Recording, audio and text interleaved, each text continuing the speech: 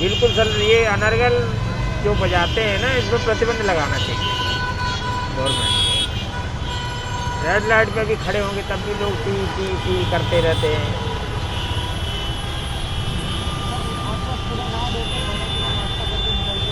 Ji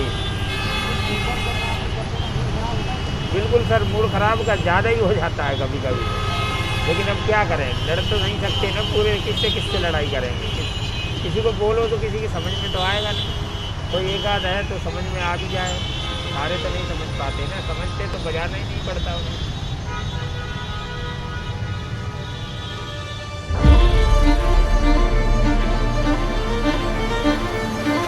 Driving on the roads of one of the most polluted and noisiest cities in the world is not just an assault on Narsingh Pal's lungs, but also a torment for his ears.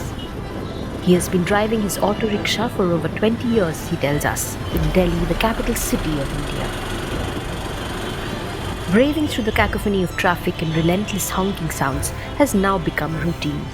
सुबह sir मैं 7 बजे तक निकल जाता हूँ, पूरे दिन निकलते ही पूरे दिन 8-10 घंटे गाड़ी चलाता हूँ, अपने हॉर्न बजते हैं, तमाम चीज़ें करते रहते हैं, लेकिन क्या करें सर, रोज़गार जुड़ा हुआ है तो रोज़गार के लिए निकलना तो पड़ेगा ही। घर में बैठ के तो काम नहीं बनेगा ना सर, अब हॉर्न तो बजाएंगे ही लोग। When our reporters asked him if he was aware of just how vulnerable he was to the effects of noise pollution, Pal seemed unaware. Unfortunately, this wasn't surprising.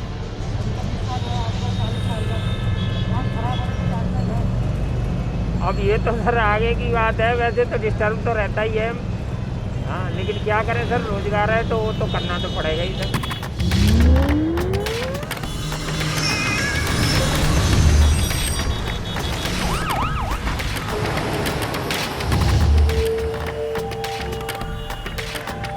In India, where noise has permeated into our daily lives in every which way, most of us have no idea how serious the health implications can be, sometimes damaging our hearing permanently. For those like Pal, moreover, whose livelihoods are at stake, to even consider these implications would be a luxury.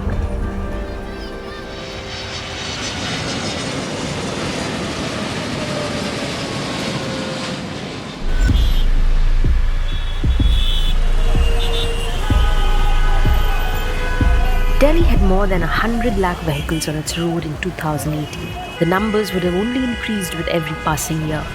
This, along with poor driving behavior and excessive use of car horns, has changed the natural ambient sounds of the city into a cacophony that is turning out to be a health scare for its citizens. Veteran environmentalist and founder of iForest, a Delhi-based think tank, Chandra Bhushan has been studying noise pollution levels in Delhi over the years. Using a basic mobile app, he shows us how pervasive the problem is.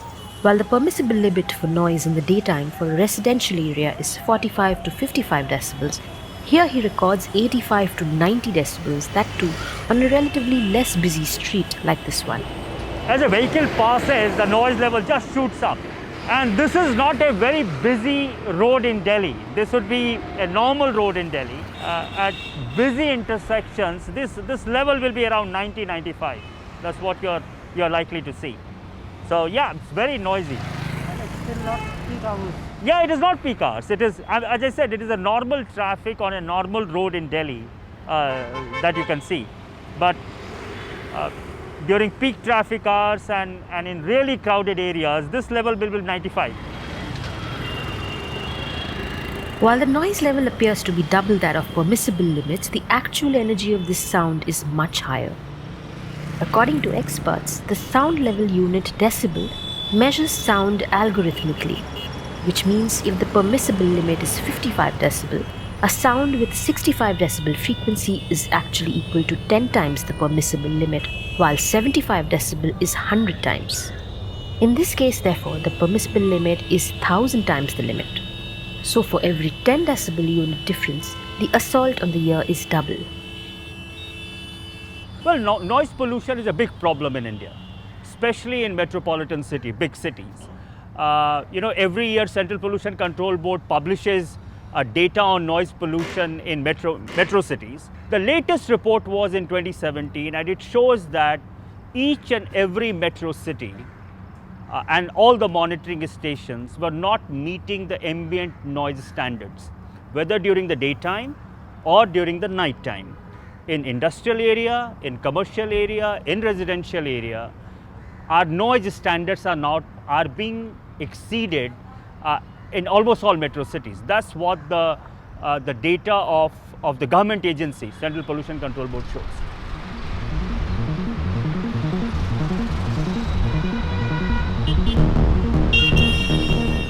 Ironically, as Bhushan tells us, India is among the few countries with extensive laws in place on noise pollution. Categorized as an air pollutant, the 40-year-old law has standards for residential, commercial and industrial areas, with different limits for nights and day. However, unlike air pollution, which draws a lot more attention, noise is almost always ignored. The first issue is that the awareness level is really poor. Compared to air quality and water pollution, if I compare, then the enforcement action on noise pollution is very limited. The enforcement is given to police, unlike air and water pollution where enforcement is in the hands of pollution authorities. Noise is generally regulated and enforced in different parts of India by either the district administration or the police force. And the enforcement and pull is really weak. Police doesn't have enough knowledge on this issue. They do not have technical manpower, and they generally try not to take action on noise issue because they believe it is going to create a lot of social tensions.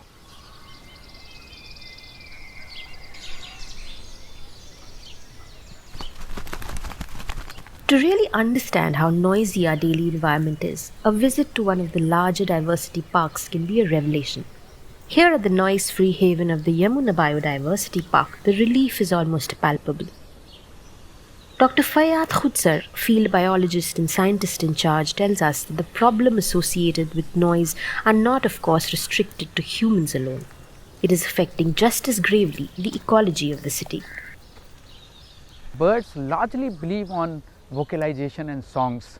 So they are songs and vocalization which actually make them to bring mate, protect them from the predator, and therefore a particular sound of a particular pitch actually makes all this difference. There are many papers, but not from India. Some of the papers suggest that even in India during COVID-19 lockdown, I personally seen that how birds have acquired their former historical ranges. Why? Because there were no vehicle on the road, no aircraft, no rail, no construction work, means no noise, no movement. So if there is no noise, most of the birds started moving here and there, and nesting success has grown many fold.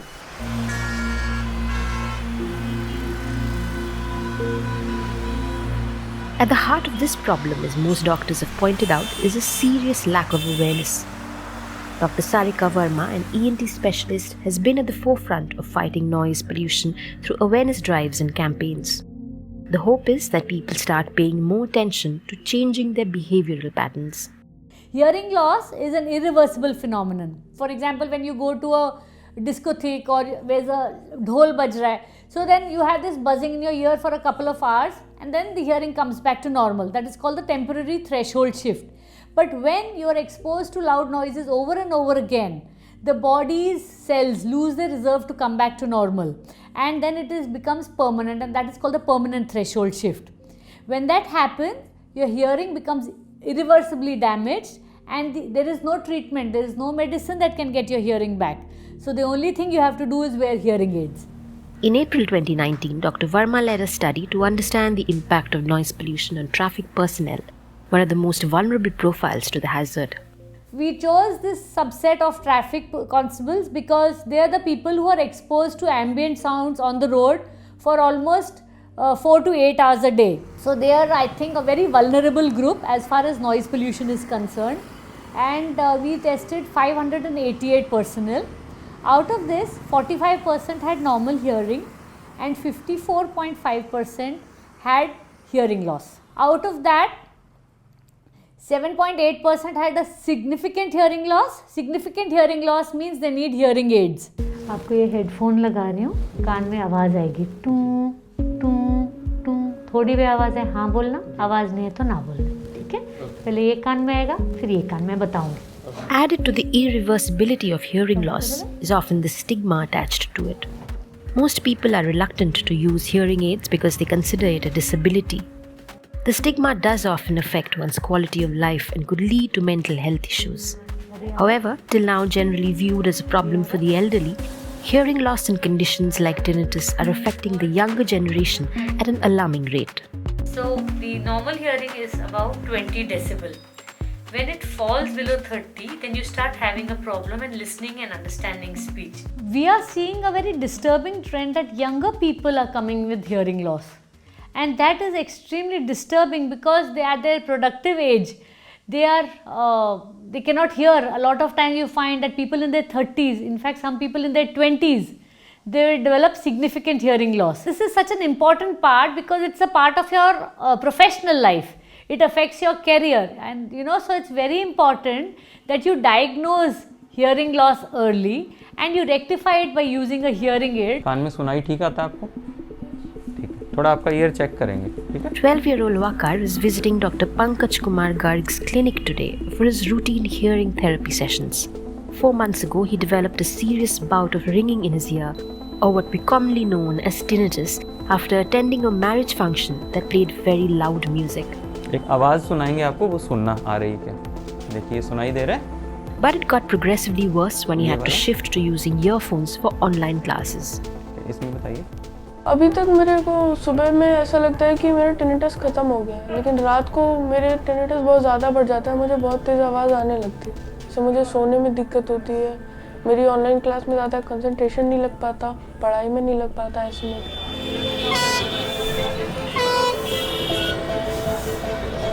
Doctors and environment experts unanimously agree on the dangerous repercussions of noise pollution in our lives across demographics.